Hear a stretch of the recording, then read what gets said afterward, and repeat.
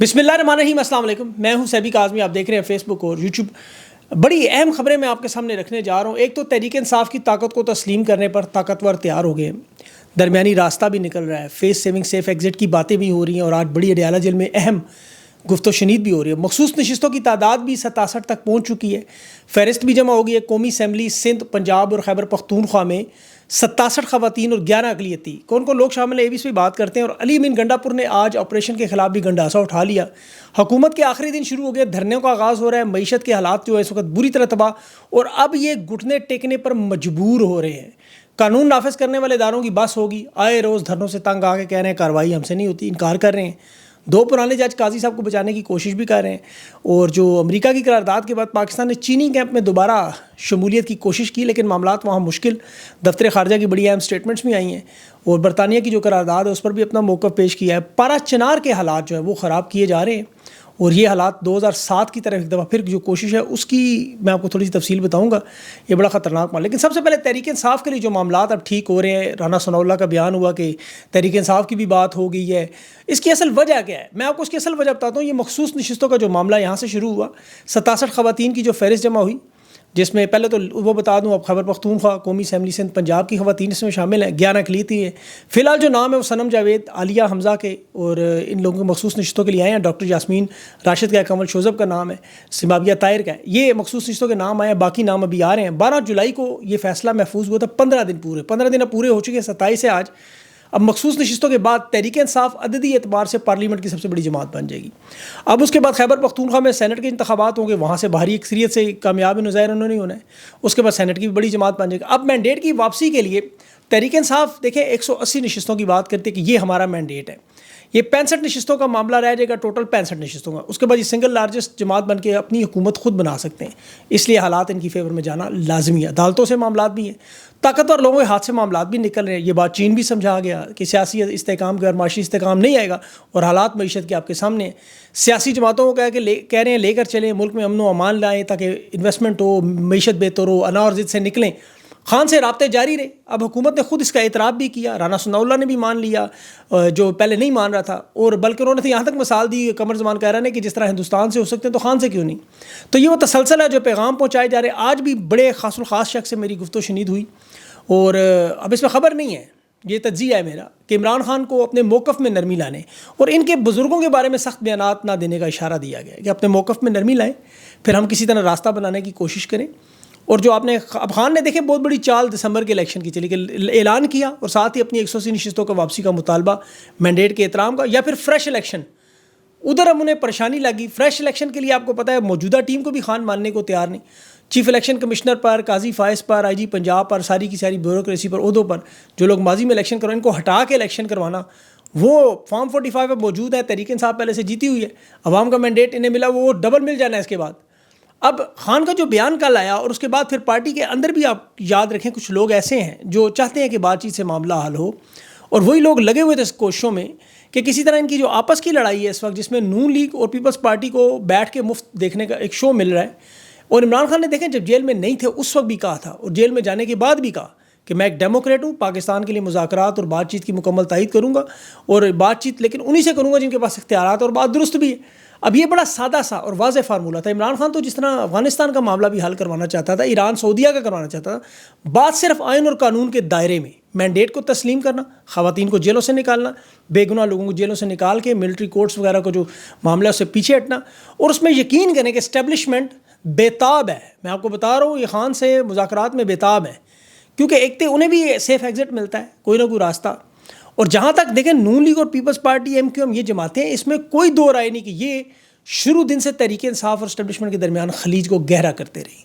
अब जो तहरीक इंसाफ में जो लोग शामिल करवाए आप ज़रा देखें ना, जहांगीर तरीन, परवेज़ खट्टर, फरदौस आशिक अवान, शफकत महमूद, गुलाम सरवर, आमिर कियानी, ये बहुत बड़ी लिस्ट है जो खान के इर्द गिर्द जमा थे, जो इन मामलात को इस नहज तक ले जाने में पूरा किरदार भी अदा करते रहे जहाँ पाकिस्तान पहुँचा हुआ है, और फिर जंप मार के निकल गए। अब इस्टेब्लिशमेंट के साथ बात हो तो इनकी अब बात जो सियासतदान करे तो वो तो अपनी करप्शन और दो नंबरी की वजह से करते, या खौफजदा हो गए, या फिर आने वाले हालात में से पता हो हुकूमत बनानी है। खान का इन तीनों चीज़ों पर कोई ऐसा मामला नहीं। وہ نہ تو خان کی کوئی ایسی کرپشن ہے جس کا پورا ثبوت ہے، انہوں نے جو 200 کیسز خان کے اوپر بنائے اس میں کوئی کرپشن کا اسکینڈل نہیں نکلا، توشہ خانہ کے تحائف بھی نہیں نکلے، وہ 26 لاکھ روپے جو زمان پارک کی تزئین و آرائش کا بنایا وہ بھی آخر میں انہوں نے دیکھا 26 لاکھ خان کے اپنے۔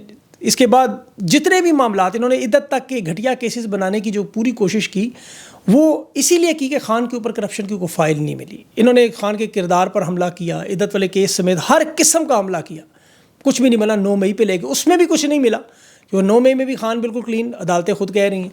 پھر خان پر جو قاتلانہ حملہ ہوا، پھر عدم اعتماد آئی، پھر مشکل میں جو ساتھی چھوڑ کے گئے، عمران خان کی گرفتاری ہوئی، خان کو جیل میں ڈالا، یہ تمام کیسز بنائے۔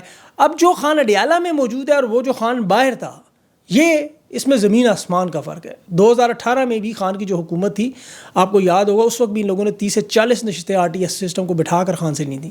2018 کی میں بات کر رہا ہوں۔ اب RTS سسٹم جب انہوں نے بٹھایا اس وقت تحریک انصاف کی 118 نشستیں، آپ چیک کریں اس دور کی، نون لیگ کی 43 اور پیپل پارٹی کی 33 نشستیں تھیں۔ جب یہ RTS سسٹم بیٹھا تو نون لیگ کی اچانک 25 نشستیں بڑھ گئیں، پیپلز پارٹی کی 10 بڑھ گئیں، اور جو GDA تھی اس کی 6 کم ہوگی، تحریک انصاف کی 2 ہوگی۔ اب عثمان ڈاٹ، ڈاکٹر یاسمین راشد، نثار جاٹ ہار گئے، خواجہ آصف، رانا سنوال جیسے لوگ جیت گئے۔ تو جو ہارے جتا دی انہوں نے، وہ پھر سلیکٹر لاڈلے کا ایک بیانیہ قائم کر کے 3 مہینے بعد خان کی حکومت گرانے کا ان لوگوں نے ساروں نے واردات ڈال دی۔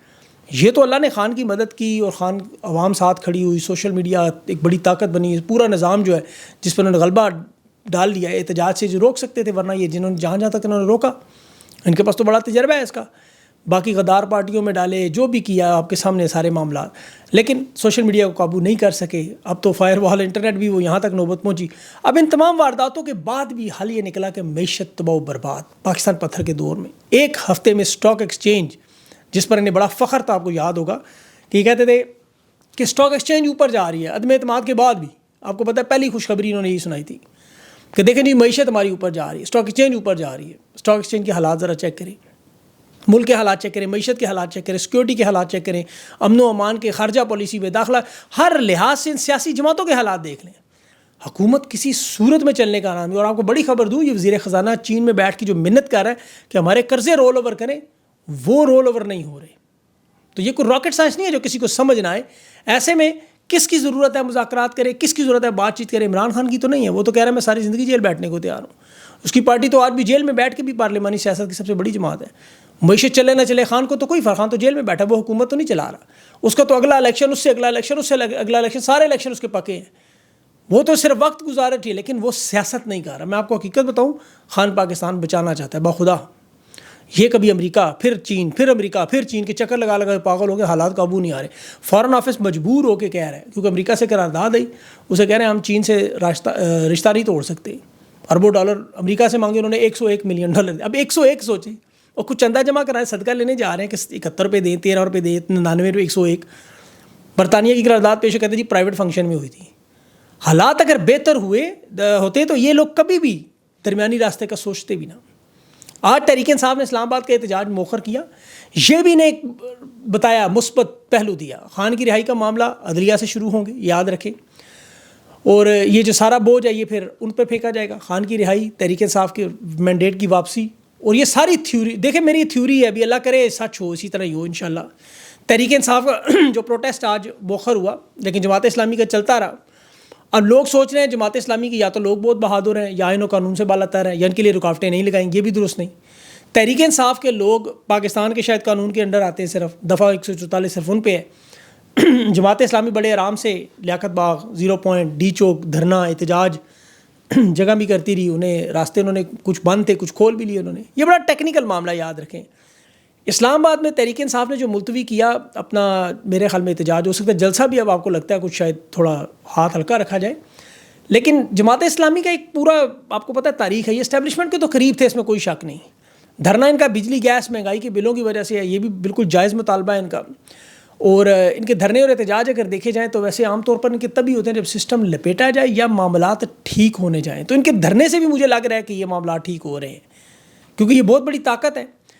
تحریک انصاف کو انہوں نے فارم 45 نہیں دیے جب انہیں چاہیے تھے، اس پہ کوئی شک نہیں۔ ان کے اتحاد کا تحریک انصاف سے معاملہ بھی بڑا عجیب و غریب رہا، اور لیکن یہ تبھی میدان میں آتے ہیں جب حکومت کے جانے کی باری ہو۔ یہ آپ ان کی تاریخ اٹھا کے دیکھیں، یہ ایمرجنسی مارشل لا کی جو خبریں، معیشت کے حالات، سیاسی عدم استحکام، ایسے میں جماعت اسلامی اس طرح فرنٹ پہ آئے، لیاقت باغ میں، 0 پوائنٹ پہ، ڈی چوک پہ، تو مجھے لگ رہا ہے کہ یہ معاملات اب اس حکومت کے ہاتھ سے بالکل فارغ ہونے جا رہے ہیں.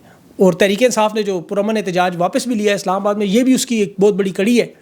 اور جماعت اسلامی کی اب دیکھیں پولیس کی ویڈیوز بھی آ رہی ہیں سامنے. پولیس والے خود کہہ رہے ہیں کہ ہماری کوئی ذاتی لڑائی نہیں, ہم مطلب پیچھے ہٹنا چاہتے ہیں, جو جاتا ہے جانے دے اسے.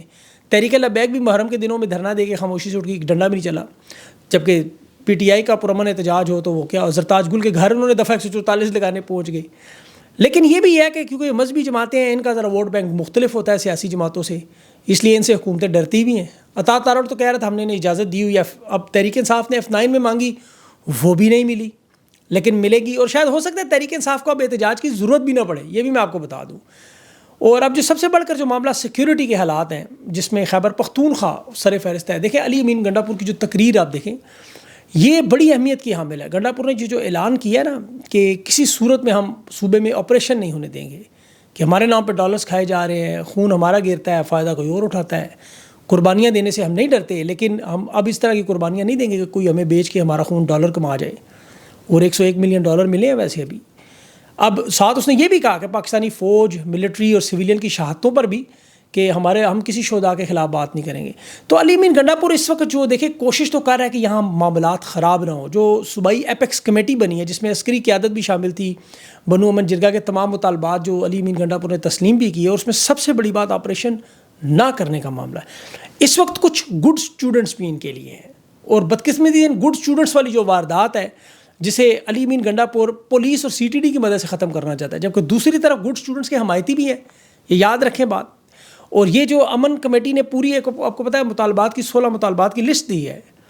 اب بہت سے لوگ علی امین گنڈا پور پر بڑے آرام سے تنقید کرتے ہیں جی وزیر اعلیٰ اٹھے, حالانکہ وہ یہ بھول جاتے ہیں کہ وہ وزیر اعلیٰ تو ہے, لیکن وہ وقت یاد رکھے جب تحریک انصاف کی 2 صوبوں میں پنجاب اور کے پی میں حکومت تھی, خان پر قاتلانہ حملہ ہوا وزیر آباد, FIR تک نہیں درج کرا سکے. تو زمینی حقائق مختلف ہے وزیر اعلیٰ کے لیے بھی. اب جہاں جہاں صورتحال کنٹرول کرنا مشکل ہے, جیسے پارا چنار ہے. اب پارا چنار میں خان کے دور سے آپ کو پتہ ہے شلوزان اور ترمینگل میں, یہاں پہ ترمینگل میں ملٹری اڈے بنا کے ملٹری بیس بنانے چاہتے تھے افغانستان سے. خان نے اس حکومت میں منظور نہیں کیے تھے. اب پارا چنار کی بہت سارے لوگوں کو پاکستان میں یقین تفصیل ہی نہیں پتہ یہ کتنا اہم علاقہ ہے, اور بدقسمتی سے لوگوں کو پتہ نہیں کہ وہاں پہ ہو کیا رہا ہے. بڑا ظلم ہو رہا ہے وہاں پہ بھی. یہ پشاور سے 500-600 کلومیٹر دور ہے, وفاق کے زیر اہتمام آتا ہے. فاٹا کو جو پرانا کرم ایجنسی ہے اس کا دارالحکومت ہے. تینوں اطراف میں افغانستان ہے, مشرقی سرحد پاکستان سے ملتی ہے. یہ 1980 میں افغان جنگ ہو رہی تھی, تو اس وقت یہ مزاحمتی گاڑ انہوں نے مجاہدین نے بنایا تھا. توری قبائل بھی ہیں, بنگش قبائل بھی ہیں, 500 سال سے بڑا خوبصورت علاقہ, اور بڑے بہترین لوگ ہیں یہاں کے, بڑے زبردست لوگ, دلیر بھی ہیں اور بڑے ملن نثار محبت کرنے والے. توریوں کے علاوہ بنگش ہیں, منگل ہیں, بڑا خیل ہیں, یہاں پہ بہت سارے لوگ ہیں. مسئلے کی مسائل 1980 سے یہاں سے شروع کر دیے گئے تھے, اور ڈکٹیٹرز نے فائدہ بھی بڑا اٹھایا. ضیاء الحق نے اس دور میں بڑے مسائل خراب کیے. پھر کالعدم تنظیموں نے یہاں حملے کیے. 2007 میں یہاں 5000 لوگوں کی شہادتیں بھی ہوئیں. ابھی پچھلے سال 2023 میں جولائی میں یہاں آپ کو یاد ہوگا معاملہ بہت بگڑ گیا تھا. اب چونکہ افغانستان کی سرحدیں ملتی ہیں یہاں, ننگرہار, خوست اور پتیا وہاں کی, تو ادھر سے ان تینوں سائڈوں سے اب کوشش کیا جا رہا ہے کہ ٹرینڈ لوگوں کو بھیج کے پارا چنار کو مکمل محاصرے میں کر کے وہاں معصوم لوگوں کا خون بہایا جائے, اور پھر یہ ہو سکتا ہے آپریشن کی ایک فضا بھی بنائی جائے. اب علی امین گنڈا پور خیبر پختونخوا کی حکومت یہی کوشش کر رہی ہے کہ یہ معاملات بگڑے نہ کسی طرح, کیونکہ یہ خدا نخواستہ اگر یہ معاملہ بگڑا تو یہ بہت آگے تک چلا جائے گا, اور اسے روکنا ناممکن ہو جائے گا.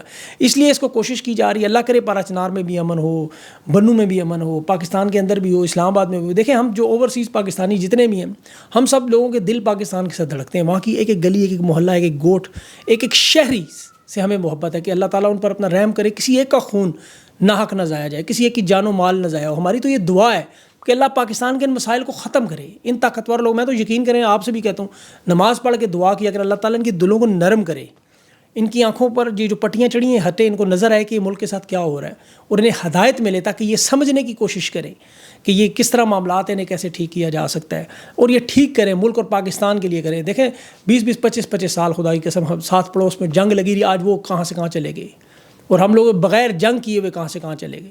تو اس لیے اللہ کرے یہ سیاسی معاملات یہ ٹھیک ہوں, بہتری کی طرف جائیں, ان لوگوں کو عقل آئے. اور ابھی میرا تھوڑی دیر بعد صدیق جان سے انٹرویو بھی ہے, بڑا اہم انٹرویو ہوگا, اس میں بہت ساری اہم باتیں, صدیق نے بڑی اہم خبریں بھی دی ہیں آج کل, تو اس سے میں بڑی اہم باتیں پوچھنا چاہ رہا ہوں. وہ ضرور آپ چیک کیجیے گا, وہ تھوڑا لیٹ ہو جائے گا, شاید کل لگے, لیکن وہ ضرور چیک کیجیے گا. اپنا خیال رکھیں, مجھے اجازت دیں, اللہ حافظ.